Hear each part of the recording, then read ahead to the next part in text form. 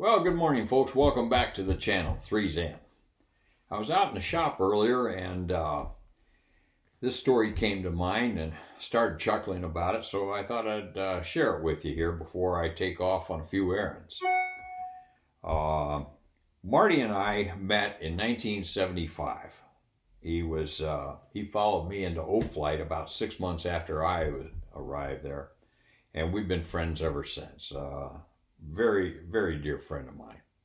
At any rate, in late 1978, probably September, October timeframe, perhaps, I was at the house on Sunday afternoon. I get a call from Mart, and he says, "Hey, Bob," he says, "we got ourselves a burner." Now, what that means is he had looked out across town and saw a fire, and we typically like to go chasing those fires just to hang back and watch the fire guys do their thing. So I said, okay, I'll drive this time. So I got in the pickup, drove around. He came out with a couple beers, and we headed toward the fire. We had to go through town to get there, through Enid, Oklahoma.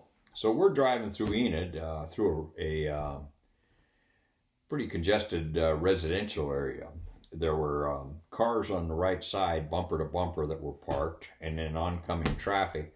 And I had this nitwit right in my 6 o'clock position that was in a hurry, I guess. He was right on my bumper. So we're driving along, and it's getting dark out, late afternoon.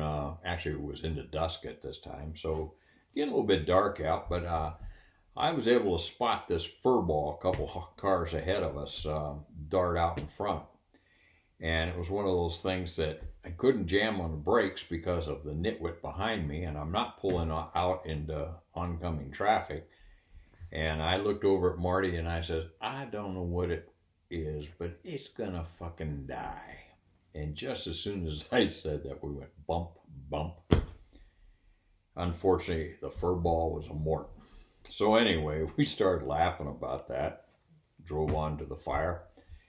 Got there and discovered it was nothing more than some gas being burnt off from an oil refinery.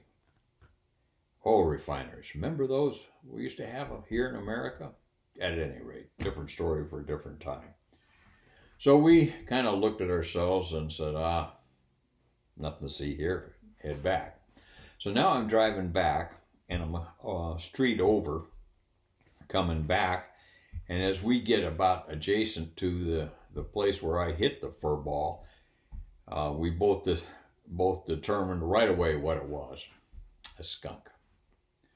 So we looked at each other, kind of chuckled. I'm glad it wasn't someone's cat.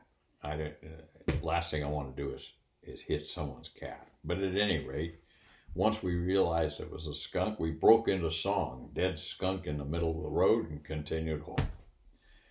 Kind of content with it all. Well, we've laughed about that story for years. It's just one of those, it was a funny event that happened, and just it stuck with us all these years. So last April, here a couple months ago, I go rolling down to Mart's house in Georgia for a function, and while we're at this function, he introduces me to one of his grandsons. This kid's probably 15, 16 years old. So anyway, after he introduced me, the young man looked at Marty and says, "Hey, Grandpa," he says, "is this the guy you were with the night you hit the skunk?" Oh, God, that was funny.